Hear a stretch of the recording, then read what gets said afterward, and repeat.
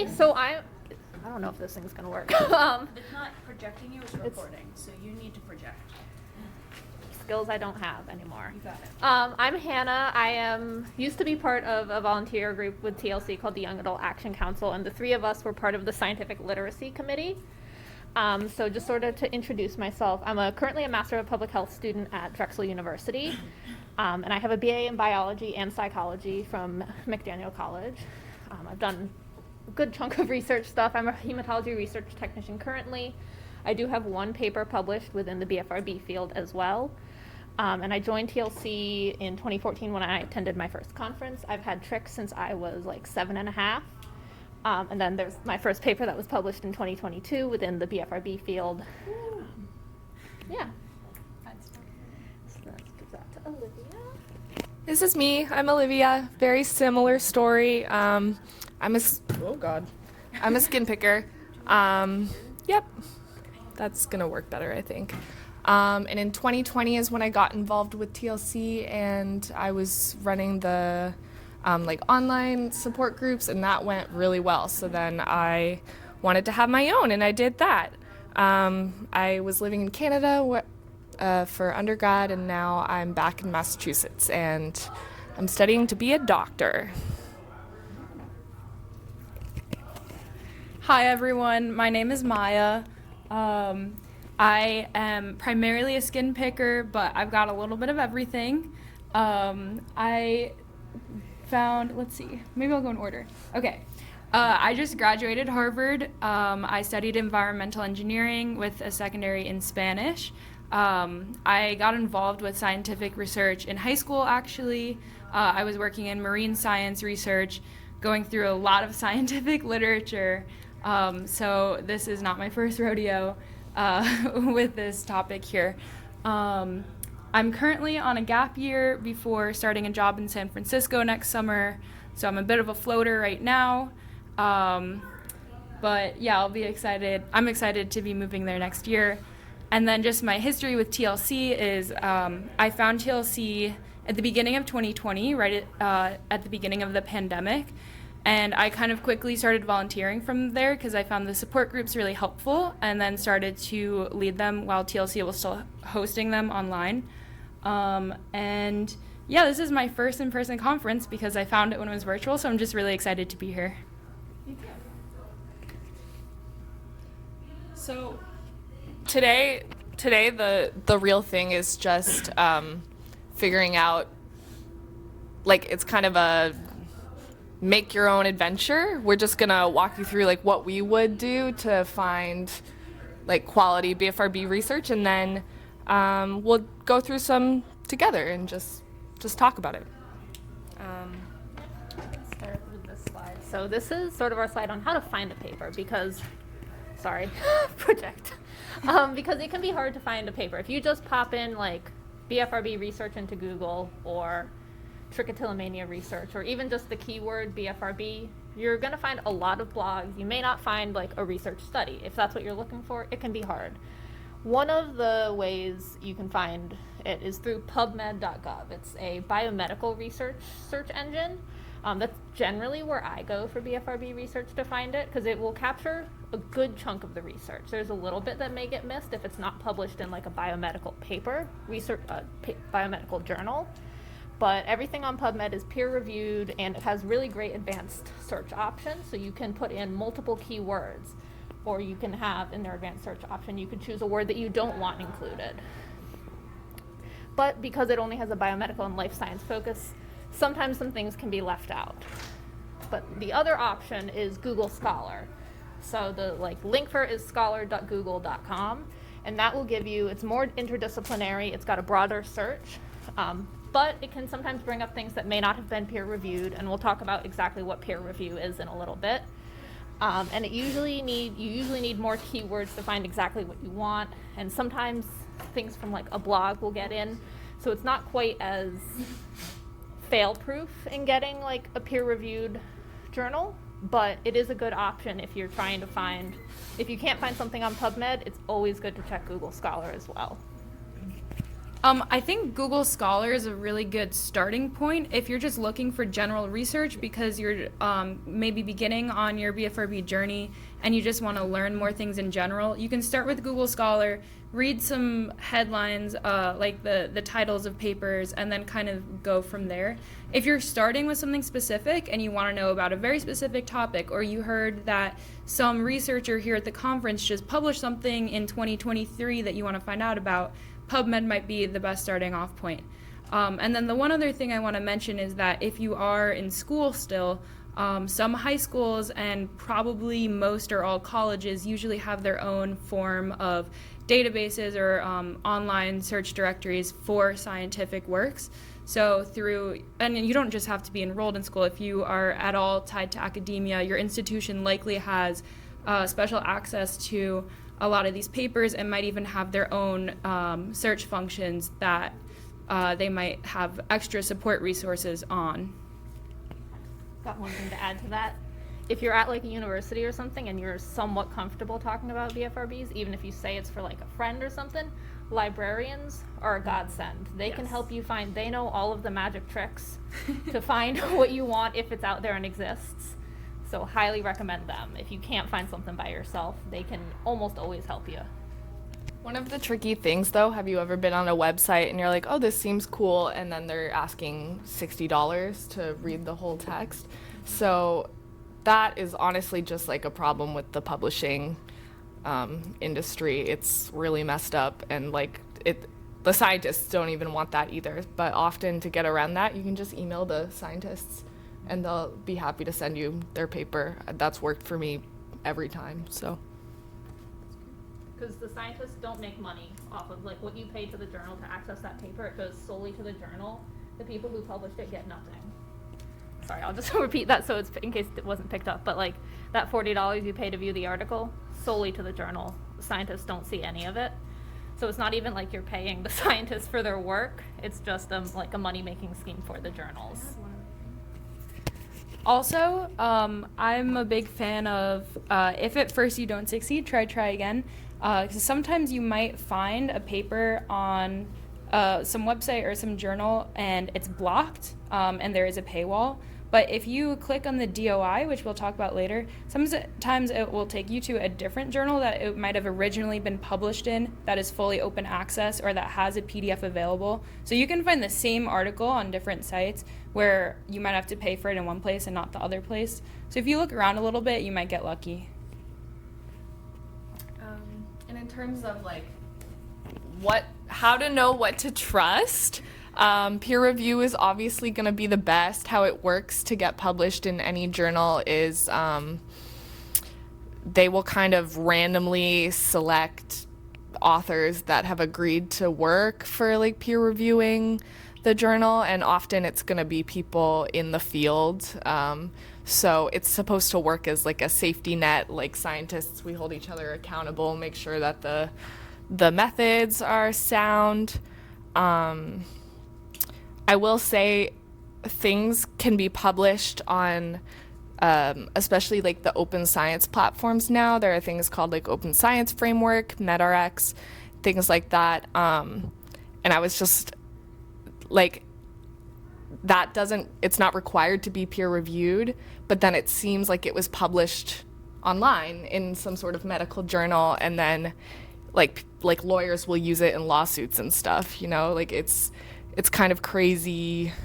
It's crazy that like you can just put science on the internet and people will use it. So just a word of caution about that. Like even if it looks like it's online and it's, you know, someone vetted it, it's hard to know. Yeah. So it's basically Wikipedia? It could be, but if you have seen that it's peer-reviewed, a peer-reviewed journal, that's the way to go. That's how you know it's a little better than Wikipedia. You can look up, most of the journals will usually always say, if you just Google the journal name, it'll say if it's peer-reviewed, if you find it on a journal website. There are some open access journals that are peer-reviewed but offer their articles for free to everyone. So being able to access it super easily doesn't necessarily mean that it's not peer-reviewed. But checking for peer review, or if you find something on one of those open access ones that isn't peer-reviewed, Sometimes people publish those before it goes through the peer review process, so you could look up the same title and it may pop up in a journal that it was later published in. Sometimes the authors will sort of pre-publish or put up a PDF of it so anyone can access it, and they'll also publish it in the peer-reviewed journal. Also, just a super quick side note on Wikipedia. I know a lot of times we learn in school that it's not trustworthy. I personally find that it is if you are using it right.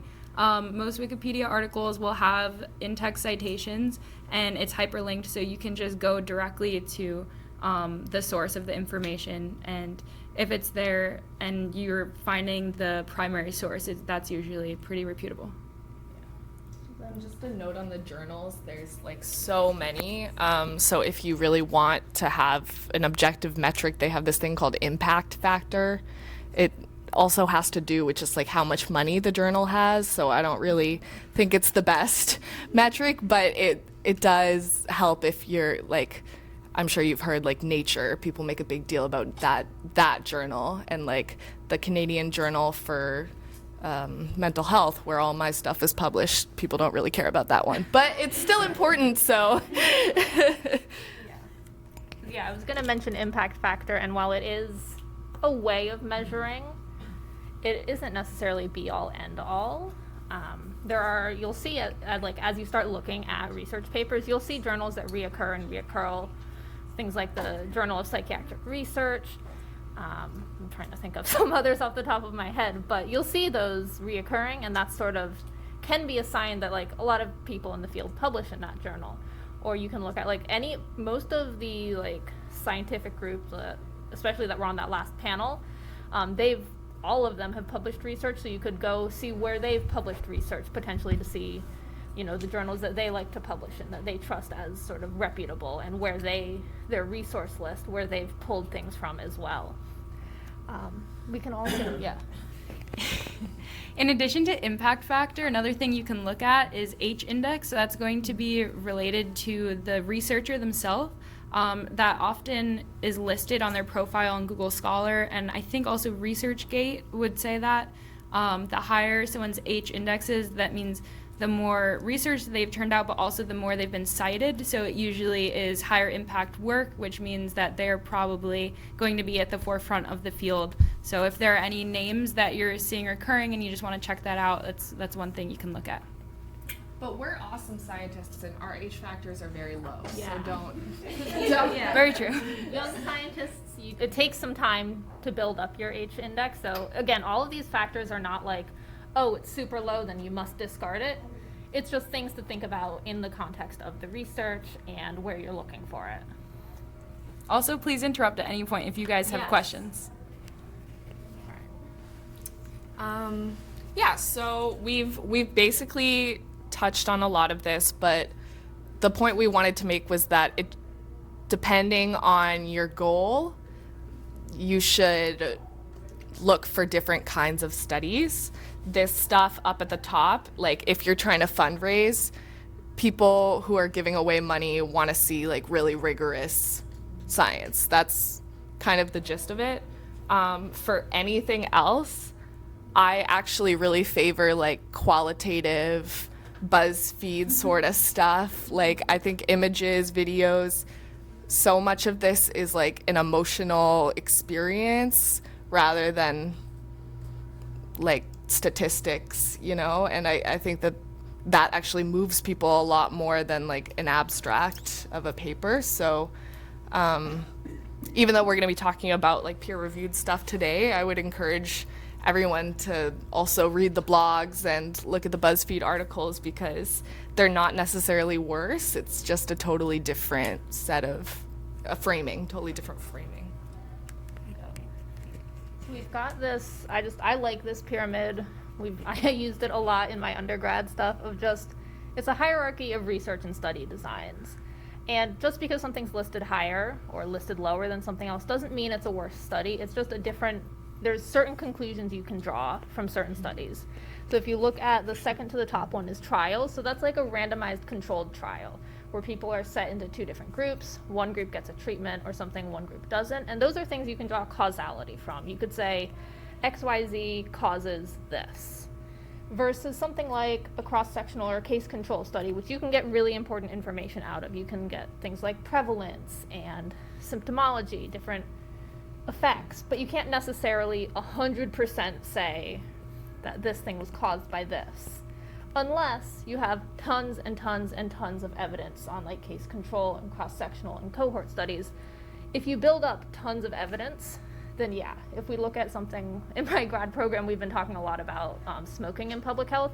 We don't have a randomized controlled trial forcing one group of people to smoke cigarettes and one group to not, because that would be super unethical. There are certain trials that you can't do because of the ethics, but there's so much evidence otherwise that smoking can cause lung cancer that we can confidently say it causes it even without the presence of a randomized trial. So the randomized trials are incredible, but they're not the be-all, end-all of both causality and just knowledge in research. There was a randomized controlled trial once done to sort of show this point where they were testing whether or not parachutes, if you jump from a plane, if a parachute helps you live. They concluded that there was no difference between the people who had a parachute who didn't have a parachute because they just jumped off the plane while it was on the ground. So 100% of people survived in both groups. So there are limitations to every type of study, even the gold standard randomized controlled trials, and I always like to point that out because I see a lot of people be like, well, if it's not a randomized controlled trial, it's useless. And that's absolutely not true. There's so much we can learn from every type of study. And then just at the top is a meta-analysis, and just that is like, you search all of the studies that have been on a topic, you take their results and analyze them even further all together, and that can give even broader causality, even broader conclusions, because you've combined the data from tons of trials, tons of research. So that is why it's even higher than just the randomized trials. Hey Hannah, I have a question. Yeah? Could you give an example of a randomized control trial as it pertains to BFRBs? Yes. There's the classic one that's always brought up in like this is one that was done in 2009 on N-acetylcysteine and trichotillomania. There was one later done with it in skin picking. John Granted, I think someone mentioned him in the last session. He's the research god. I love him. I'm so nervous whenever I see him. But it was one they randomized a group, I think it was like 50 in each group. So a very small study. That's another thing to look at with like even the randomized controlled trials. It was a small study, but they did find improvements in those who took N-acetylcysteine. So that is something where they could say, you know, the N-acetylcysteine caused the decrease in the pulling. And they found, I believe, the same thing in the skin picking one as well. So that's like the classic, when you talk about a BFRB randomized controlled trial, that's the classic one people tend to think of, but there have been a lot of other ones done with medications as well, and different therapy versions. Yeah. Someone else want to talk on this part? Basically, I think that if you guys have ever looked at a paper, which I'm sure you have, you know the sections. I just wanted to talk a little bit about what we see them as useful for. Abstract is going to be like basically what the authors want you to know. So if you're trying to critically evaluate a paper, you have to look at more than the abstract, because they're not going to tell you who is excluded from the study in the abstract. You know what I mean? So they're great. That's like the summary, but just be careful with that. Intro, they're going to go through the background research. I never read that because it's always like body-focused repetitive behaviors are a very common, and it's just stuff that we already know. The methods are helpful, I think, mostly in terms of if you're thinking about replicating it or like trying to do something that they did in the study. It's also a good way to identify the quality of the research, because there are things like there are frameworks called like Prisma, where the best quality research like outlines what they did in the methods according to those guidelines. So then it's replicable, and you know that it's going to be good. The results are what I like to look at the most, because it's interesting. And then, of course, you want to be able to contextualize the results in the discussion. But I also think it's okay to take the results at face value as long as you recognize like the difference between like a small change, a statistically significant change, and like who was actually in the study. Do you have anything? You guys have anything else on the parts? I can just talk about my approach to the parts. Yeah. So at this point in my life, I'm doing a little less of creating the science and just doing a bit more of my own personal research on things like BFRB. So I always start with the abstract, and I think that's a really good jumping off point to if you want to even look at the rest of the paper, because sometimes you'll realize that the title wasn't actually super helpful and maybe this is not what you needed.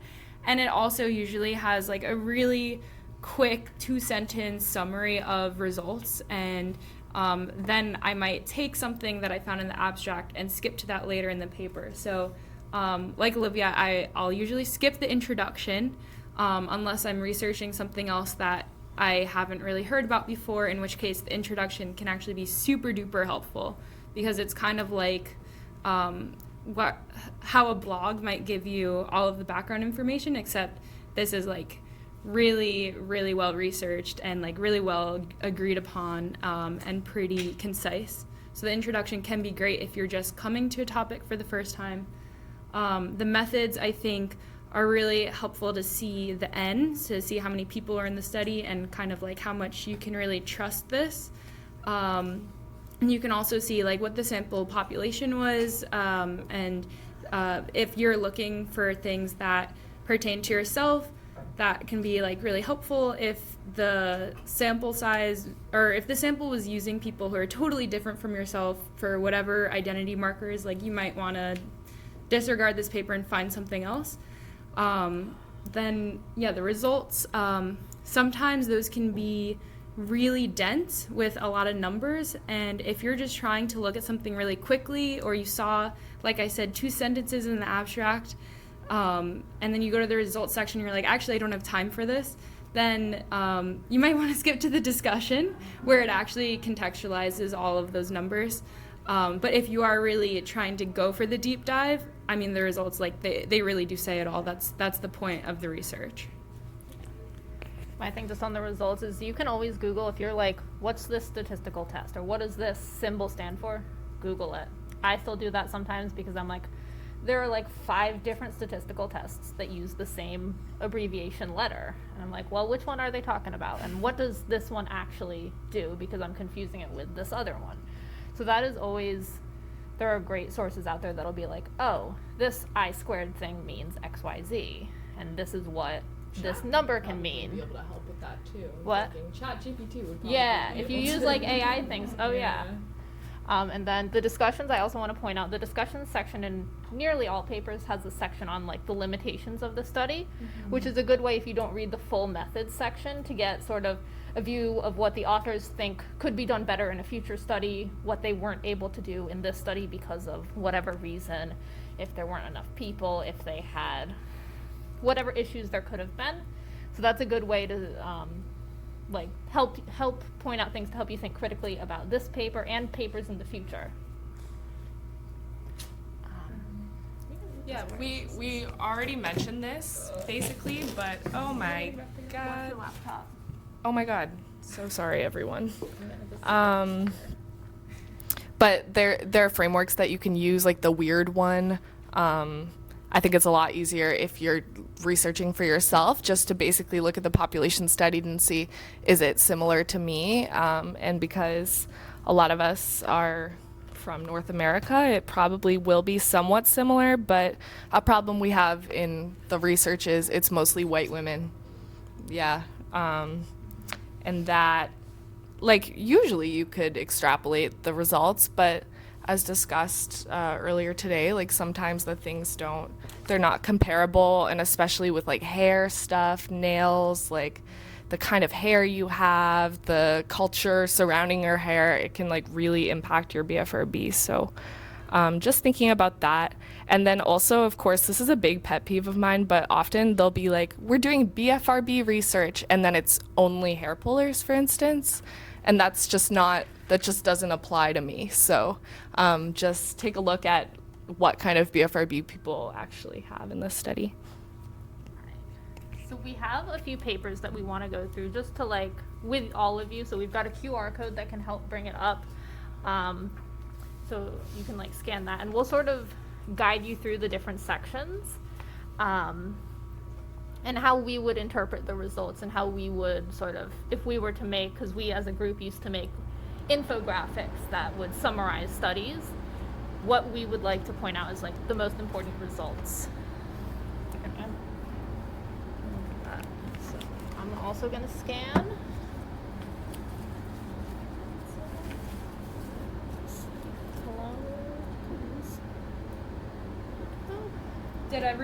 Was everyone able to open it? Okay, so we're just gonna give like 5 to 10 minutes for you to start reading, right? Yeah, so we can do like, if you want to just, I would say, like read the sort of the end of the introduction, because that can sometimes have the goals of the study, and then start looking at the results. And then we'll come back together and sort of discuss and answer any questions y'all have.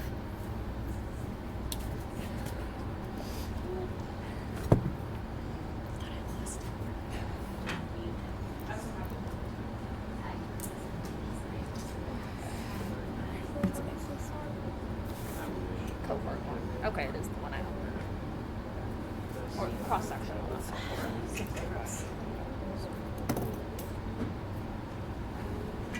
I read these all last night, and I think they kind of blurred together.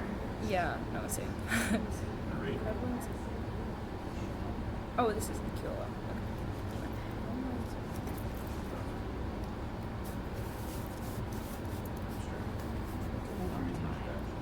Oh, it's 12.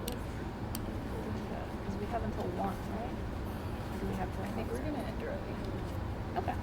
Right? Yeah. I can't imagine we're gonna take an hour. Yeah, I don't think so. We only but have maybe like there'll be 7 more hours. time. Maybe. That's true. But yeah. Yeah, we can. We'll see.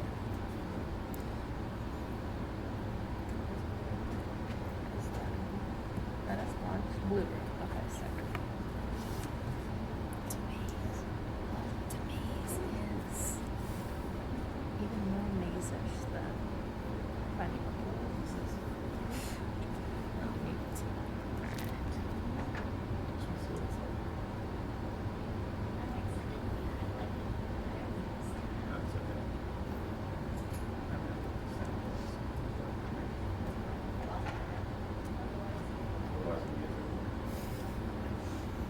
Having a great time. You're so right. So many of the things say BFRBs, and then it's like only trick, and I Yeah. always see Oh, that, yeah. and I just wanna cry. Yeah. I'm like, I'm lucky. Or like once I read one and it was like a BFRB paper and it was all people who bite their nails, which is like fair, but like that's Yeah. not No, what yeah. I was looking for. Yeah. Yeah. Just specify. That's unusual though that it was just the nail biting Yeah, I and they know. called it just BFRB. I know. That's it was cool. like a Greek study, so I don't really. Oh. Yeah. Those crazy Greeks. Okay. Oh. Do you guys want to chat about it? Do you feel ready? I feel like we I can think a little more time. But How's everyone doing with the abstract so far? good. Learn anything? Are we ready to talk about it, or do you guys want some more time to keep reading? Hi. You guys doing okay? Yeah. I'm just coming to check on you. Oh, yeah, we're thanks. good. You We're need just about anything? to. The monitor works, everything works. Yeah. Yeah. Yeah. Thank you. From what I can tell, this could all be summarized much easier and be made much less confusing. That way more people could understand it. Yeah. I That's agree. what Yeah. the Have 3 you of us ever used to do taken that. An abstract and put it into ChatGPT and ask them to use simple language. Oh, That's yes. So That is that's such a and good it's life really hack. good at that. Especially if you're in class and you have to get through like 10 papers and you're about to get quizzed on it and you only have about 10 minutes, ChatGPT is your best friend. Speaking of such things, you know how I brought up Wikipedia earlier? Yeah. You know there's such thing as simple Wikipedia? It's Yeah. basically simplified Wikipedia. It's not available for all articles though, I believe. But yeah, that can be a really good tool. That's cool. Thanks for mentioning that. Trust the, now it's in AI searches and stuff, and back when I was in education, it was back in the days of card catalogs and early search. Do you trust that? I mean, those AI results, like how much credence do you give them? I think it's a really good jumping off point, but I don't think you should ever trust it fully off the bat, because what's happening in those AI like summaries at the top, I know Google's doing it, I don't know about other search engines, but that's going to basically like aggregate all of the information that's out there, and it's not going to be fact checking any of that. It's not going to be checking sources for the blogs that it's then summarizing. So it's mostly correct because most of the information that's on a subject will be correct, but it's also going to include in its summary things that might have been disproven but are still on the internet. So the nice thing about those is they will usually link to a blog or to Wikipedia or to whatever it's getting that information from, and then you should check whether that's still relevant, whether it's been disproven, whether it was written by some nobody on the internet in their mom's basement or an actual scientist. So yeah, really good jumping off point, but not the end all be all. Yeah. And I would think too, to what you were just saying, you can say, please cite all the resources, Yeah. either within the text or even And just a list of citations. And double check the citations, because sometimes I've learned about this recently. Sometimes ChatGPT just makes up a citation, a title name, an article. Yeah. It will just fully fabricate a citation that doesn't. It's not a study that even exists. Mm-hmm. So just things to double check, but it can be. I agree. A really good like jumping off. If you have like a really basic question, it can very likely pull, because most of the information out there is correct, but there will be things that are like, I don't know, BFRBs used to be classed not with OCD. They were classed in a different section of the DSM. There's probably still information floating around there that says that, so it may accidentally pull that.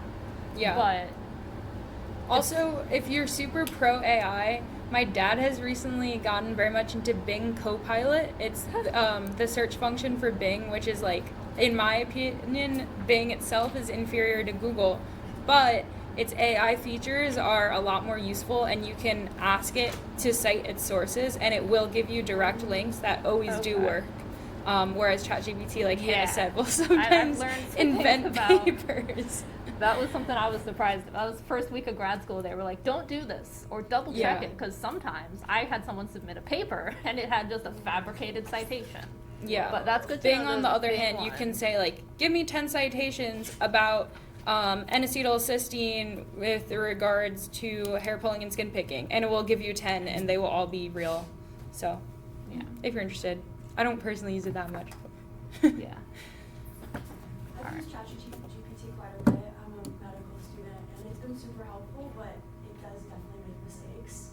The thing is, if you catch a mistake, you can tell it that it's made a mistake, and it usually realizes it's made a mistake and will resolve it. Yeah. That was a good question. Peer reviewing. Yeah, ChatGPT. kind of. Yeah, it's the peer review of the future, truly. Yeah. Right. So yeah, I agree with you that I think that this paper, it was made complicated for something that didn't need to be that complicated. Basically what it tells me is that people with skin picking reported higher levels of body image concern, higher OCD and anxiety, but not necessarily differences in quality of life. I wonder what you guys think about like quality of life as like a metric. All depends how you define it. I think Quality so of life, too. Income, food. I think you know, so too, especially feel like for a BFRB study. I just found that it's interesting. I see a lot of scientists do this, but frankly, if I'm filling out a quality of life survey just about my quality of life, I think the results are going to be very different than if I were filling it out in a BFRB context. Because when I start thinking about my BFRB, I'm a lot more negative than what my life is actually like. Like my life is not encompassed by this all the time. So I'm not sure personally about like quality of life metrics, but I like that they're trying to be more like holistic. Yeah. Anyone can get stressed out no matter what sort of life you're living. Anyone can get stressed out, so. I think so too. I think so too. Something I thought that was interesting, I know it was mentioned in the discussion of the paper, but it was sort of an aggregate of all the results and how they found a decent chunk of similarities between the different BFRBs that they looked at, that they noted that, I can actually just quote it, they said, another possibility is that the BFRBs, rather than being a separate entity, rather than them all being separate entities, are actually different manifestations of a single underlying latent tendency. So basically, a single tendency could potentially underlie all the different BFRBs. They're just present in different ways, which I thought was an interesting conclusion, because there is a lot of debate within the field of how separate are each of the BFRBs. We know they're all related and they all have similarities, but you know, is there one underlying tendency? Are there potentially a couple? Could, I don't know, like hair pulling and skin picking, maybe they're more similar than if you looked at hair pulling and nail biting. There's a good chunk of debate about that, so I thought the results and the discussion mentioning this is another like stack that there may be a full single underlying tendency, but because of our environments, you know, our environments, our genetics all impact how our genes even express themselves, so they could all come out as a different variation of the same underlying tendency. And I think this is probably obvious, but if you guys didn't pick up on it, I think people get really excited about that like single pathological factor, because that means that there may be one molecule that we could then target with therapy. I think that's why people are really into like finding that one trait. Yeah. Okay, do you guys want to move on to the next one? It's a bit a meta-analysis, I think, is good. Do we have any other questions about this first, or do we want to look at another or section? any questions about anything? Cool. All right. So we can do, this one is a randomized controlled trial. So the first one was cross-sectional, which is a bit lower on that pyramid. And then this one's going to be kind of near the top. Let me pull it up. And we'll give just a few minutes to read, or just to glance through it, because reading through the whole thing takes a lot more time.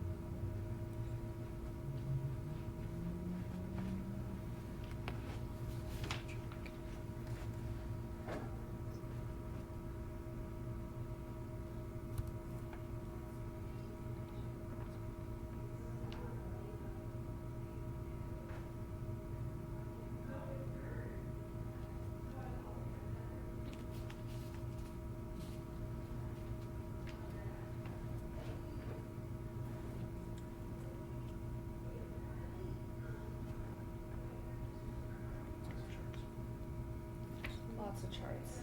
So I will say off the bat, one thing that I like to look at in a meta-analysis, or no, this is a randomized control trial, but still good. The concert flow chart, that's like the Prisma equivalent for a controlled trial. And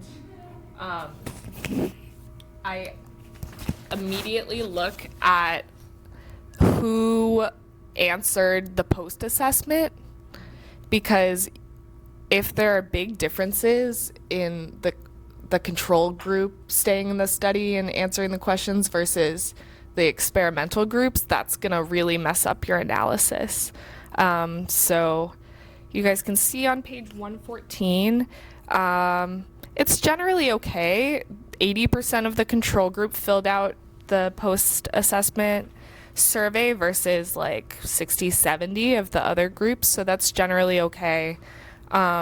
Something you also want to look for is if you're having a lot of people drop out of the experimental group, that might mean that it's not a realistic thing to have people do. Like if they can't even make it through the study, like how are we gonna ask patients to like do this and self-help themselves to healing? So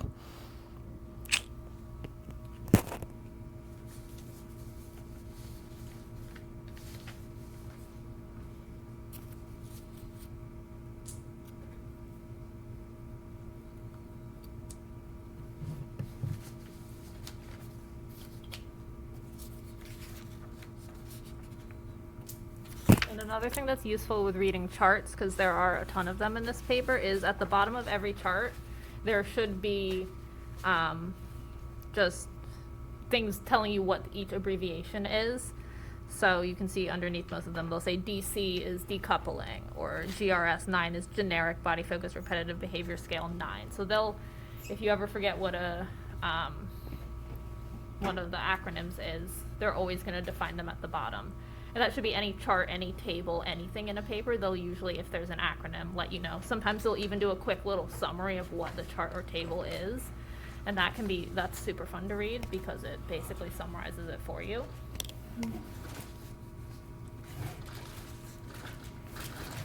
I think for the sake of time, maybe we can just jump in. Does anyone have any like initial thoughts or questions about this paper?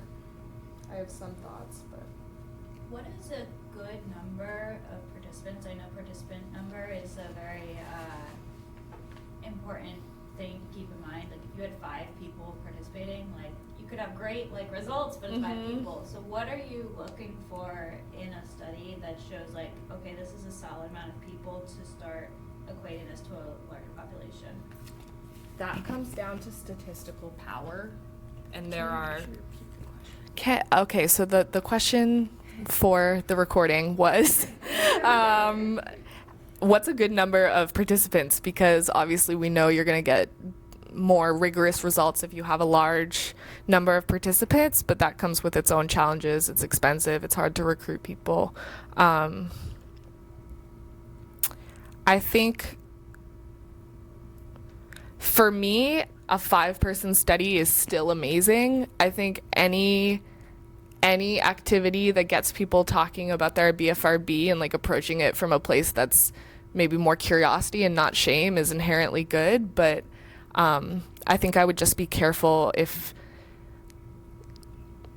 like the authors are drawing conclusions about BFRBs writ large when it's like less than 100 people. That's obviously not a hard cutoff, but I don't know. What do you guys think? I haven't really seen any large.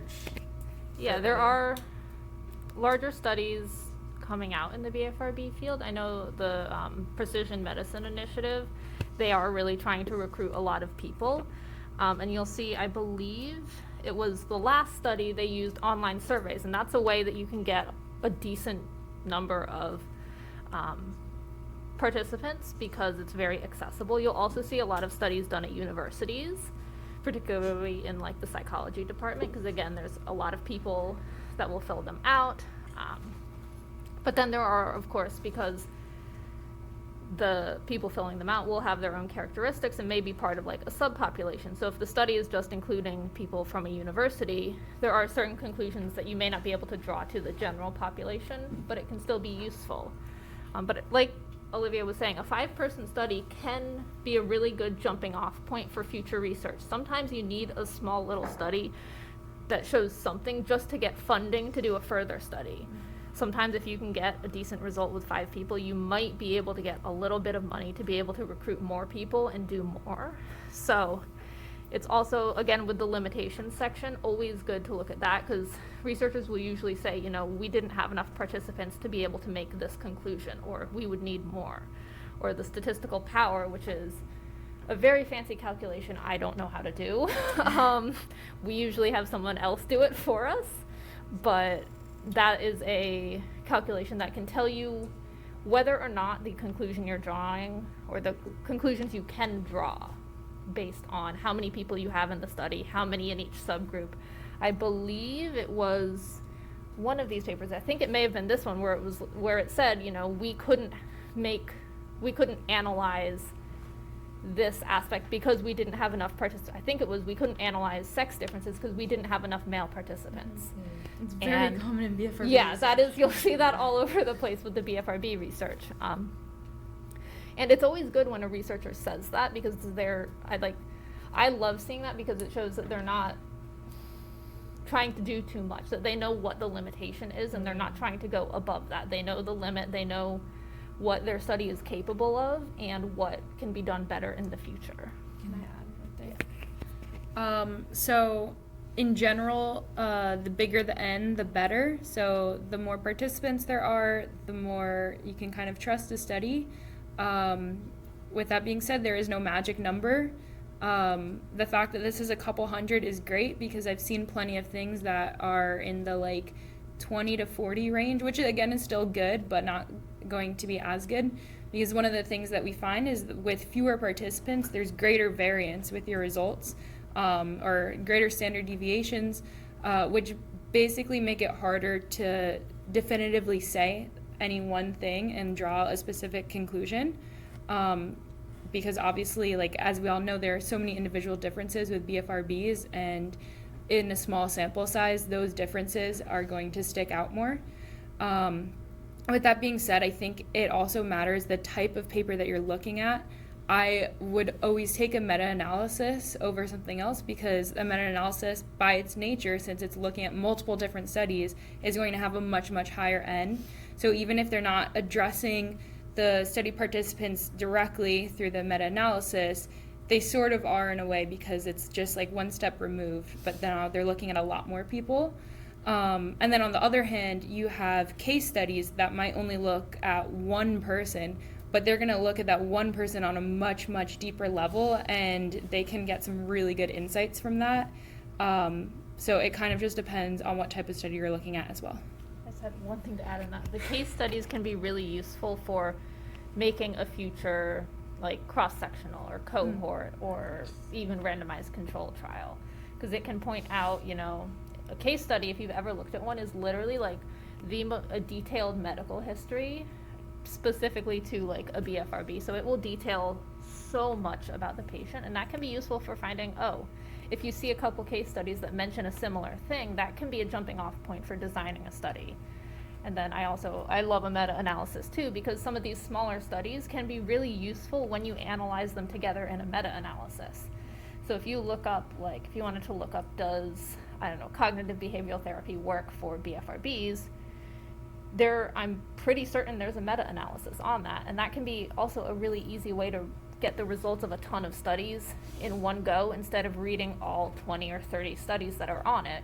You can get a nice summary, and there's a more statistical power, so it can tell you more about what all the results mean together. Did you have a question? I just wanted to add something. I think we always talk about big sample sizes as a good thing, but especially when you're looking at a population that is so heterogeneous, like is the case for BFRBs, you can also lose kind of information. It kind of gets drowned out because there's so much variation in a larger group of people. So it's something to think about, like the population that is in your sample is going to be representative of that particular sample, and it's not always the case. It can generalize to bigger groups. Very much like it kind of depends on how the sampling was done. Was this really a random sample of the population, or was this, you know, particular individuals that were chosen to be included in the study and for particular reasons? And the random is so hard. It's so rarely random. And something that I liked about, I think it was the last one, it specified that it was a non-clinical sample, which is so different than like a group of people who they call like treatment seeking. You can imagine like people who are treatment seeking have far different motivations, feelings, experiences of their BFRBs than people who like have it but aren't actively seeking treatment. Something I really liked about this randomized controlled trial is they included a subset of BFRB patients that are called subclinical, meaning like DSM wise they maybe wouldn't get a diagnosis, but recognizing that we're not really good at picking up all the people with BFRBs, and chances are, like, if you're looking to be in a randomized control trial about BFRBs, like, it's probably significant, even if it's not clinical, quote unquote. I wonder what you guys think about that, and like how much can we trust a study if they're including people with like subclinical BFRBs, quote unquote. Yeah, if you go to page 111 and check out the methods, it talks about their sample and the fact that the BFRB was self-reported. Mm-hmm. Yeah. So you're saying that it's less trustworthy because it's self-reported, not clinically induced, or you? I'm actually saying that I think that it's an advantage of this study because it's looking at a more realistic sample of like what BFRBs look like out there versus like what doctors have just decided are or are not BFRBs. But I don't know. People have different I also feelings. think like that a good chunk of these behaviors exist in the normal population, but don't ever get to a pathological degree, except in like a subset of people who then have a BFRB. But there are people out there who may, like, I don't know, people like tweeze out their eyebrows just to keep them nice. That could potentially be classed as like a non-pathological BFRB because it is the hair pulling, but it doesn't have any effect that makes them like any of the stress or other things that you feel with a BFRB. So I think including that can also be helpful in delineating like when does something become a BFRB and where is it just, you know, a random chance that someone in the population has a behavior similar to it. Yeah, I'm pretty pro self-reporting for these type of studies because just in my lived experience, I've met people who engage in body-focused repetitive behaviors, but it doesn't bother them, so they don't like classify clinically as having a BFRB because that is one of the criteria. So someone like that might not end up in a study like this, or their insights are just going to be a bit different. There are also a lot of people who might count as having a BFRB clinically. It might cause a lot of impairment in their life, but they just might not know what it is because it's not super heard about.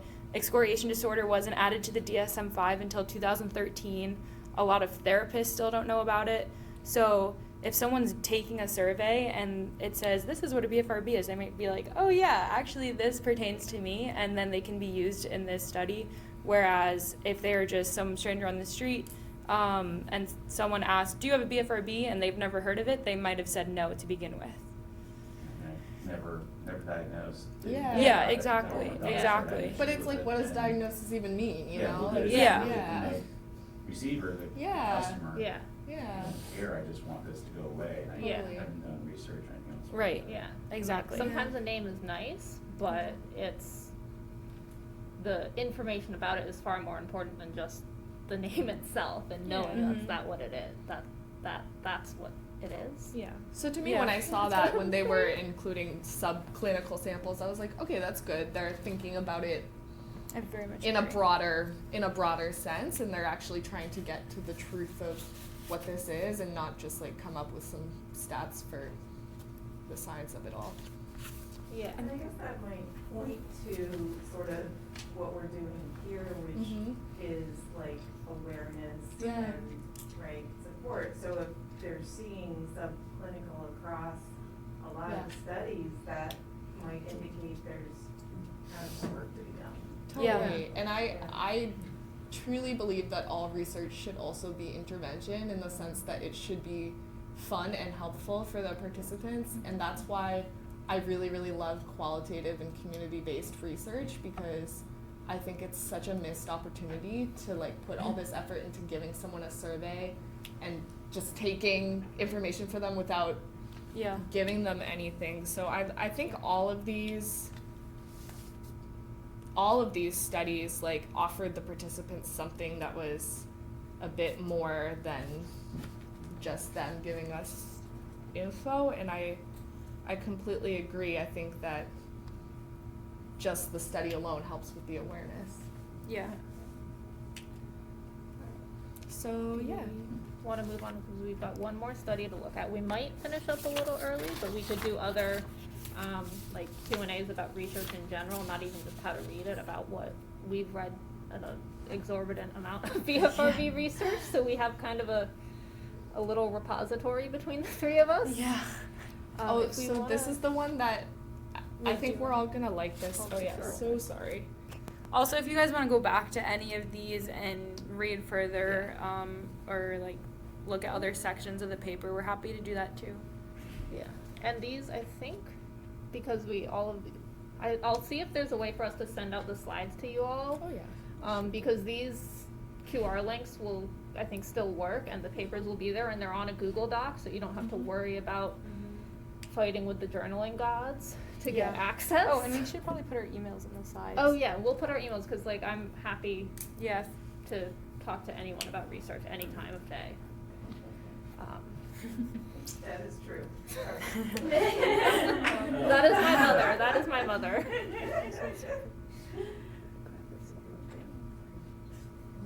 So I really like this paper. Especially, we were all saying we wanted to bring it up in the conversation this morning when people were asking about OCD, because that's what this paper is about. And I think that it had some really interesting findings. Yeah, I was gonna ask before I had to leave, to just make sure this was set up, if they called on me for a question, because I just wanted some opinions from them, so I may go bug some of them later on. I'll mention it once we finish looking through it, but. Oh, a super quick aside that's not specific to this paper, but if you're starting to look for BFRB research, one thing that's tricky is that there are many different acronyms and names for the same thing. So trichotillomania everyone knows trichotillomania, but it's also hair pulling disorder, and that's sometimes abbreviated to HPD, like we're seeing here. And then with skin picking disorder, I think that has even more names, because that goes by dermatillomania. It's sometimes shortened to derm. It's sometimes called skin picking disorder, SPD. It's sometimes called pathological picking disorder, PPD. Excoriation disorder. Excoriation, skin picking disorders. There are like many different acronyms. That's one of the things you can do in both the advanced search options, both on Google Scholar and on PubMed. You're able to, they have a thing where you put in the word, you hit add, and then you can put in another word, and it'll search for things that have any of those words. So you can run the gamut. I can actually add into the end of the slides before we send it out the set of phrasing that I use when I search stuff up, because I have one from when I used to pull all of the research for us when we would do some volunteer stuff with TLC. Is there any effort within the kind of larger scientific community to, if they are exactly the same definition, of course some will be subsets and for all this stuff, but if they are the same, is there any standardization efforts?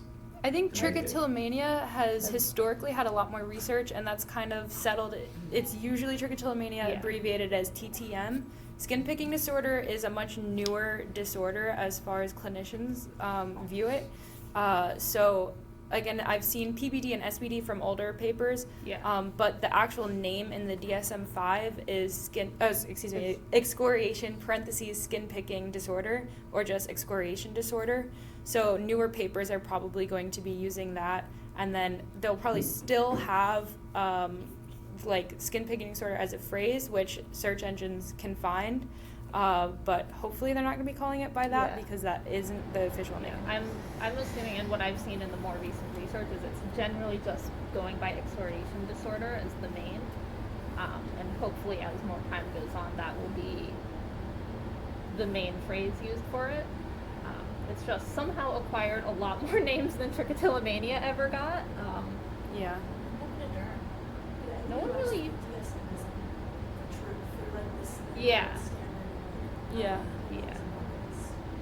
I think that's used in more colloquial settings. It's a lot easier to identify it by saying I have derm, which is like a word that can mean anything, versus excoriation disorder. I think that's a much scarier term for people. Yeah, I would love that But to change. clinically, dermatillomania doesn't really mean anything at this point. Yeah. It's again like the sister trichotillomania, and like by the Latin, it means like skin, and then mania. What is it? Tillo is like so. Is picking, right? Tillo is like pull or pick, and then mania is like overactive. a frenzy. Yeah. So the Latin breaks down for either derm or trick, hair or skin, pulling or picking, frenzy. Yeah. Which is fun. But it's just not. I haven't seen it as much in papers. Yeah. For dermatillomania specifically.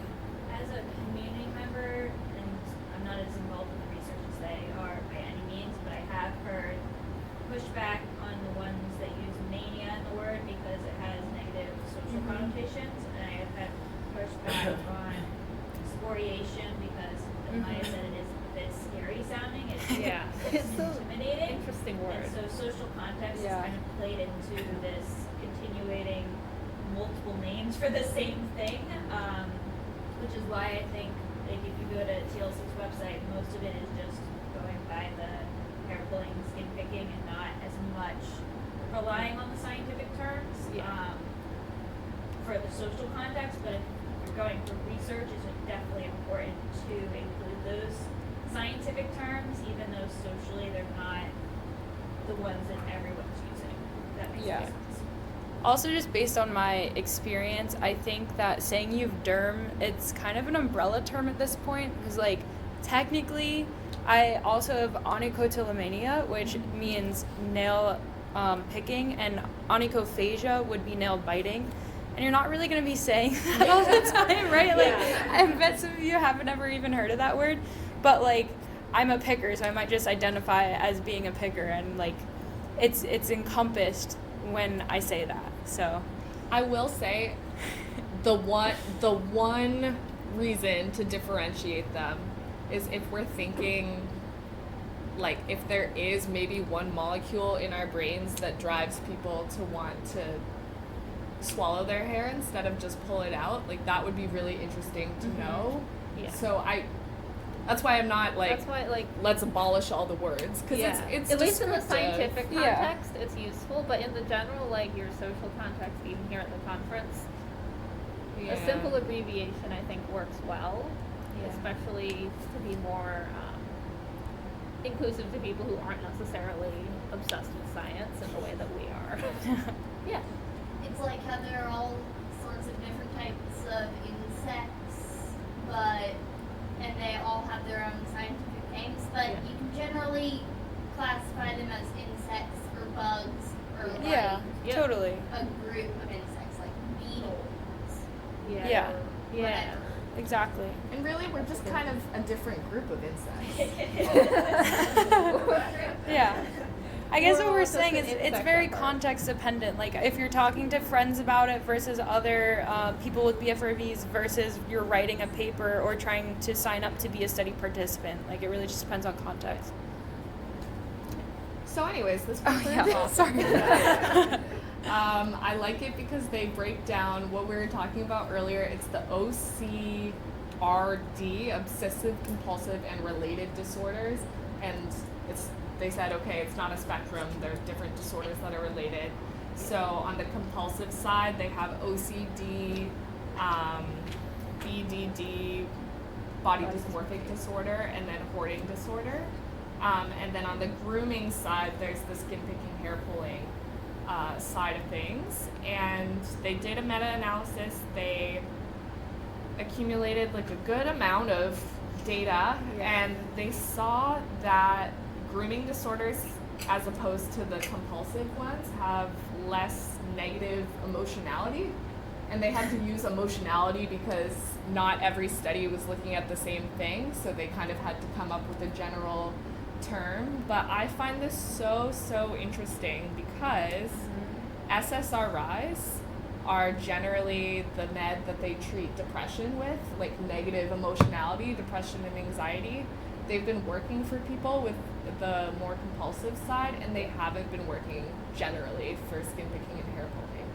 And I know the keynote, Dr. Mansueto mentioned that with that clomipramine trial, though I think clomipramine, I believe, is a tricyclic antidepressant, so like the generation before the SSRIs, I think, don't quote me on that.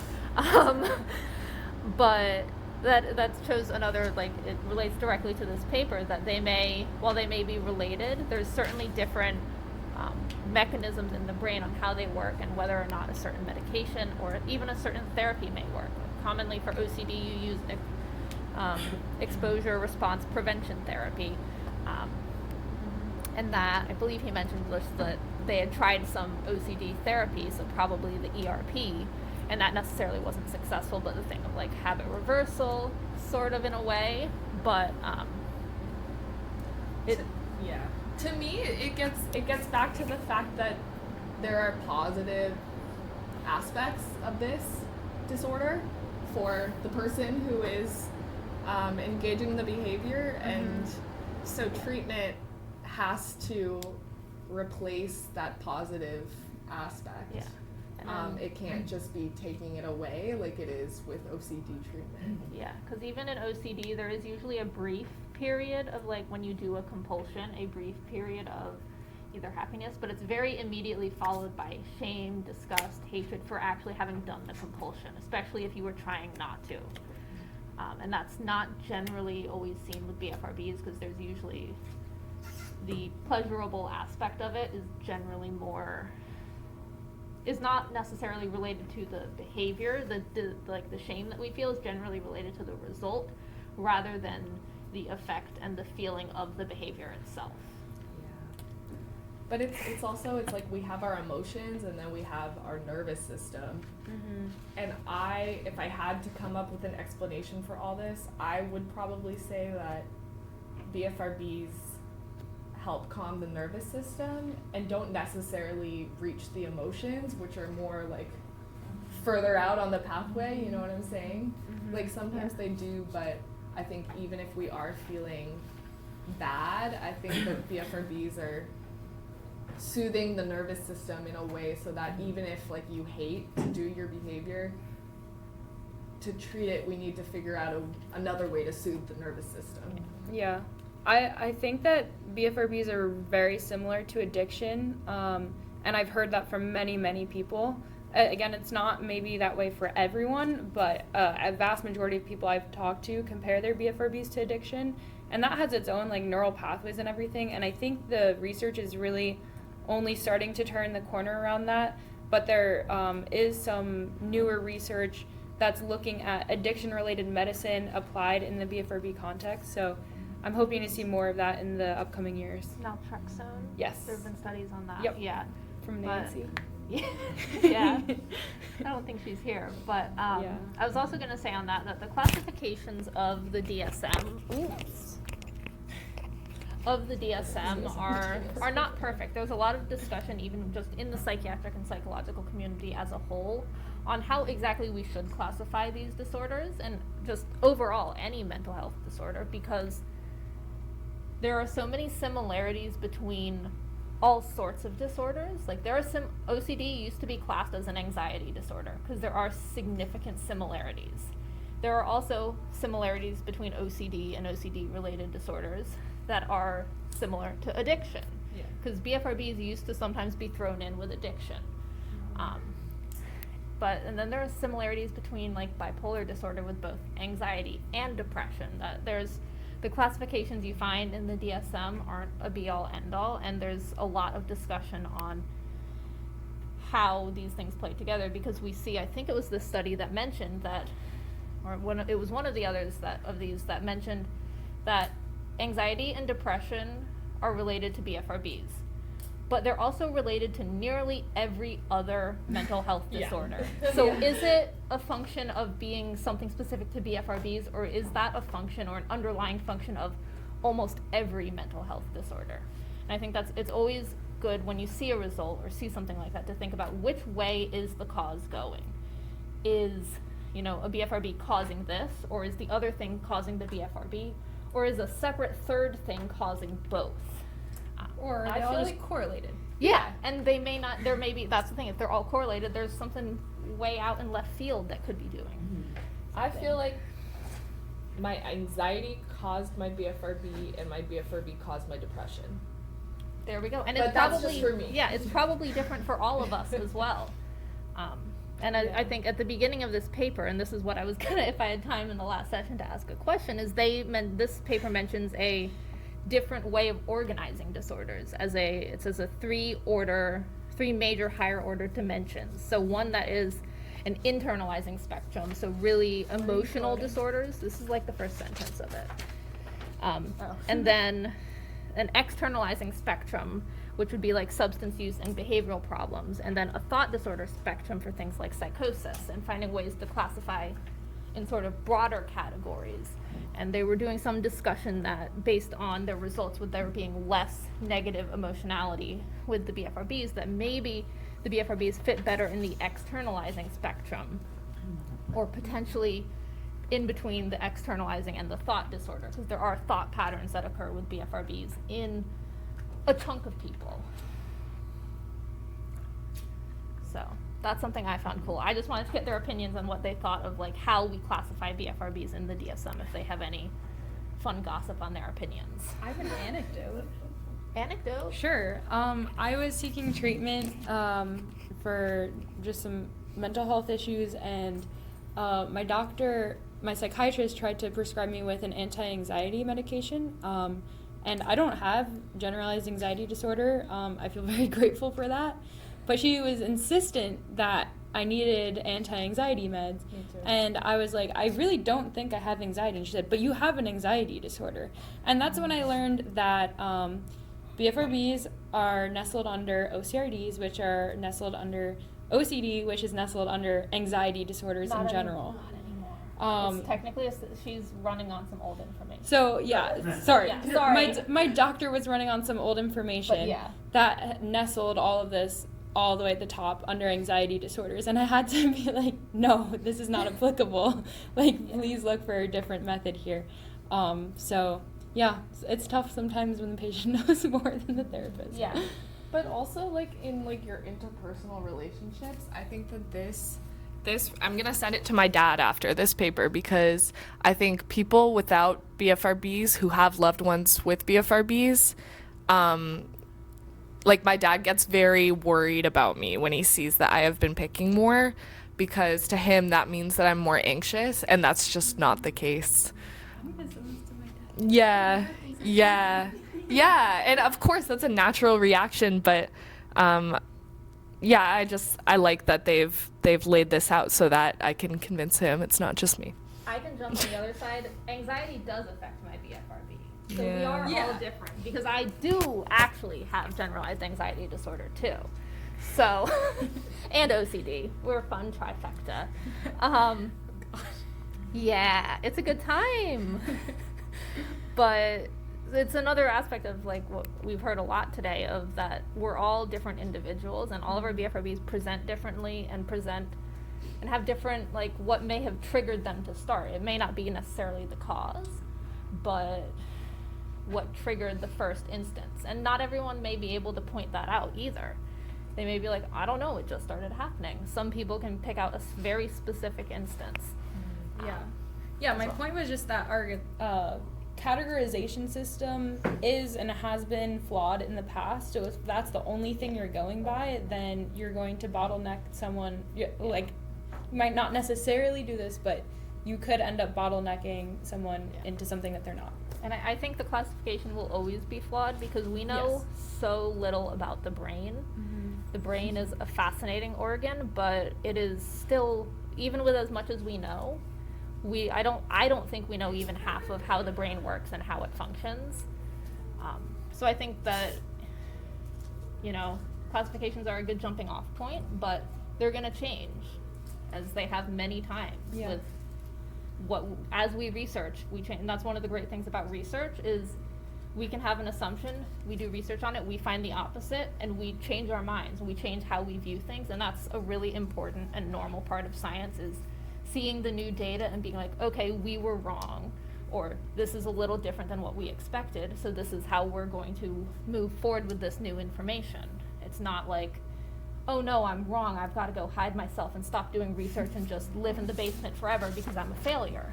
No, we expect to fail in science and expect to find different outcomes than we might have thought.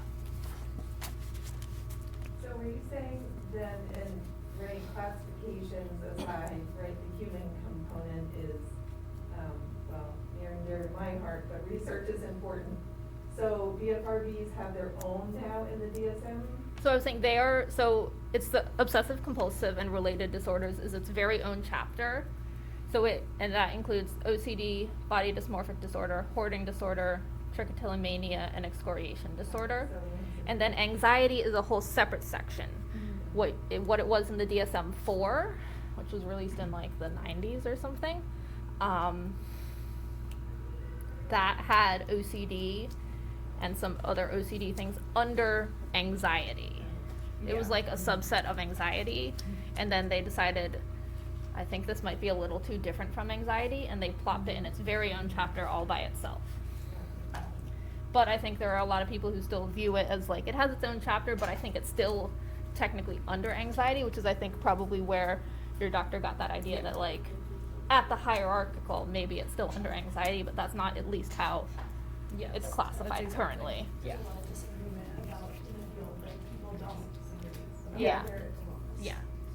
I mean, one of the things that makes it so hard to categorize things is there's just so many comorbidities and so many things that are like related to each other that might be in different categories in the DSM-5, but then end up being really tied together. And then with one disorder like BFRBs, you have comorbidities that range other chapters of the DSM-5, so there's just really no way to cover it all.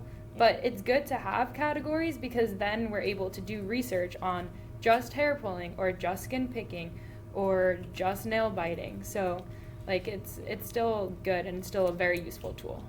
Yeah. And to the point I think someone in that last session made about like the categorizations and diagnoses are for billing. Yeah, that is a good chunk of it, that being able to bill that and have it listed as this, even if it's classified in the same section as something else and maybe it's not, it actually shouldn't be.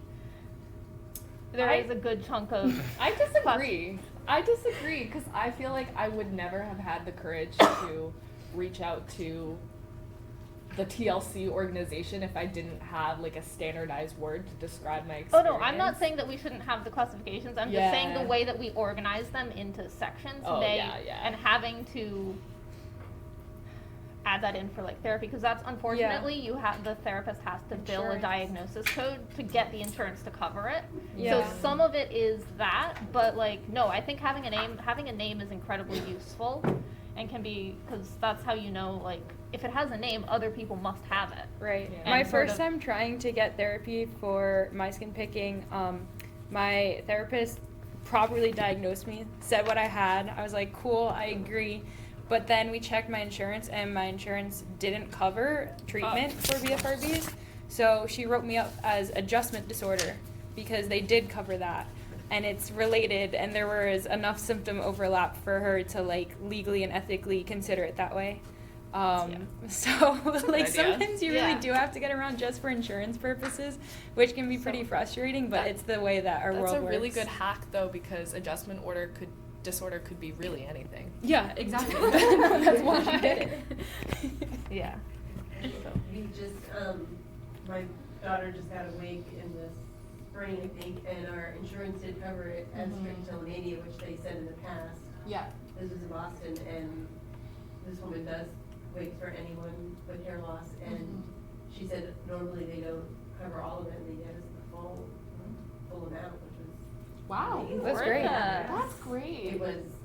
We were shocked when we got the check. We're like, I mean, honestly, what I think it comes down to is like someone at Harvard Pilgrim has a daughter with trick or something like that. Like these things are so common. I'm shocked when the insurance won't cover it, for instance, because I'm like, chances are half of you guys have a BFRB anyways. Yeah. Yeah. So let's see what time it is.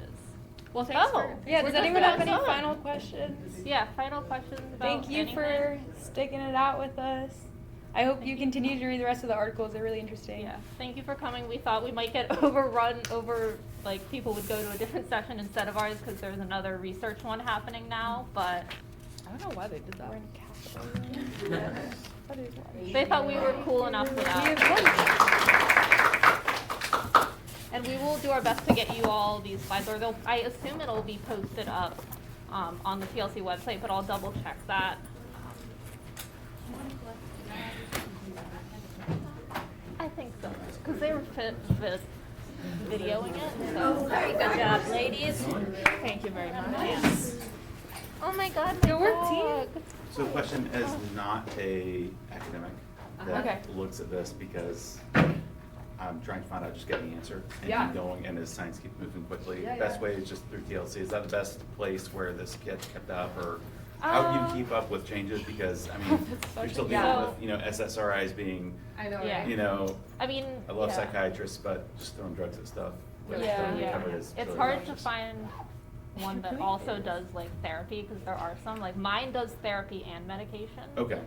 They are hard I to don't find. do either currently. But if I were you and I was like interested in a specific topic such as medication, I would just turn on the like keyword alerts in Google Scholar. So when a new paper comes Yeah. out, you'll Okay. get a little email or whatever, and then if you're interested in reading it, that's what I would do. Yeah. Okay.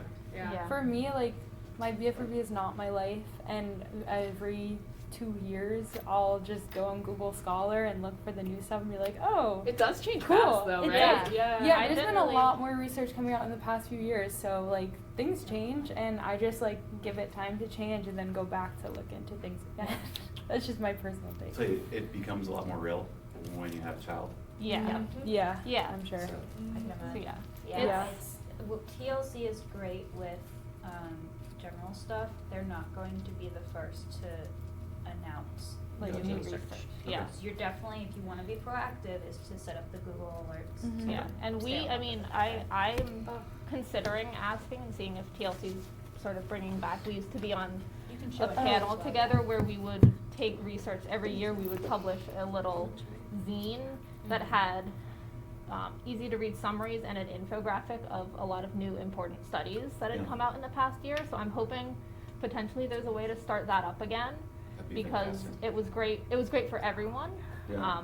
Well, just because those not in the academic community, it's, man, like, It's other so thing- hard. leaning in to I Google saw is though. hard. Yeah, it's hard. Yeah. I mean, I think the comment you made early on about these papers are not digestible. Like not. they're Yeah, not. they're and not. They Well, they're design not them that written way. for us. No, they Yeah. design them that way to make them inaccessible, so that it kind of like walls it off to people that aren't scientifically trained, and that's a whole academic Yeah. problem. Yeah. But I mean, honestly, putting like copy paste, putting it into ChatGPT, great solution. And Yeah. we'll just put it into words that you know. And Yeah. we'll make sure our emails are up on the Uh, thing, so that feel free to email any of us with a research question, because Okay. like, Another literally, thing if you have a that- oh, question sorry. about a paper, I will look at the paper and I can try and summarize it or something, so Okay. I'm more than happy. Another thing that I personally do is, because I find the research lacking or hard to go through, I'll sign up to be a research participant, and I don't think I've ever actually, well, for the things that I'm signed up to be participating for, I don't know if I ever have actually qualified for that, but there's like an OCD center out of UCLA, there's a big one in Boston, and you can go online and sign up to be a participant, and then you'll get notified when they're doing new research. And then that's kind of like my reminder when I get an email about that, like, oh yeah, they're doing research, let me look into this. And then if you do become a participant, like, you're gonna be more likely to follow up on that as well. Yeah. And they're always looking for participants, so. Yeah.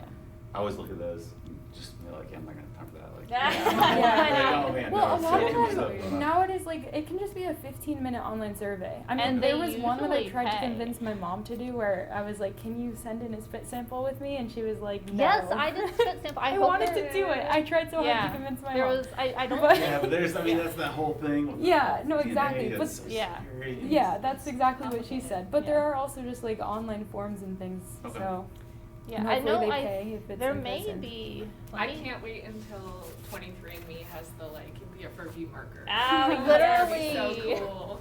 Well, of course, it My just sold. family- I know they just had a Did thing. they? And I was like, Yeah, and There's- 23andMe now is owned. One company I think owns almost all. They got all the rights to all the genetics. See, this is why I don't do that. And what's also terrifying is if you look at what other foreign nations, not to throw China under the bus, but Well- the threat provided there, especially when you go to bioweapons, stuff like that, is absolutely terrifying. Do you know the company that bought them? There was an article on it I was reading just the other day. I read it, I was interested in, ooh, that's scary, that's when I did it, but that's as far as Yeah, I like, went. well, Plus, Oops. if your DNA, if your cousin or like sibling commits a crime and then they like subpoena 23andMe's new owner or Oh, yeah. whatever, and your DNA is What? in there, you might Yeah. indict like your cousin. Wait, That's why I don't People do have it. gotten- that's why you don't do it? In case your Yeah, cousins are up to no cousin good? time. I might throw So your it under cousins the are bus, up to no sorry. good, step Yeah. one. No, it's terrifying, that's why, Yeah. man, like, and I'm more terrified because I was in the DoD for so long, they have all my stuff, and breach and lose all that kind of stuff all Yeah. the time, so it's like, You definitely I know. have to, Also you know, for be conscious insurance, of that like stuff. there's, I just. yeah, insurance, oh, no, it's pre-known. Yeah, oh, you're not yeah. covered. It's crazy. Yeah. It's hard to know. Well, hopefully. Well, thanks, that was great. Yeah, I hope you learned. I hope we didn't bore you. That was fun. Wait, Olivia, I want a picture. Oh. Oh. You guys did this presentation, you guys should have a picture together. Should Hannah, have that been- loves you. I know, I was trying to Oh, you guys want a picture together? Cam and I? No, this is for Olivia's. This is parents. for I my mean, you were answering dad. questions. Yeah. I just. Cam's our, Sorry. I got my Adderall kicked in and now I'm talking. Yeah, right? Adorable. Thank Aw, you. this Mark. is Oh, so Mark. special. Sorry. I was always so jealous Wait. Okay, there we go. of the Oh, you photos. guys are so cute. Oh, wow, look at at us. us. We look We look, legit. we look adorable. I was always so jealous of the photos you guys had from the conferences Me that you could too. use for the Dude, they stuff. used the like newest ones though. They used like the older ones. No, That of was- course, but now We're I'll gonna have have my so own. many now. Now Yes, I'll we're gonna have have my all. own. I know, I was looking at the front of this and I was like, I know every single person in that picture. Oh my God, And it's that's cool. wild to think about. Oh, Hannah, I saw Anila and she started crying. And I was like, Oh my god.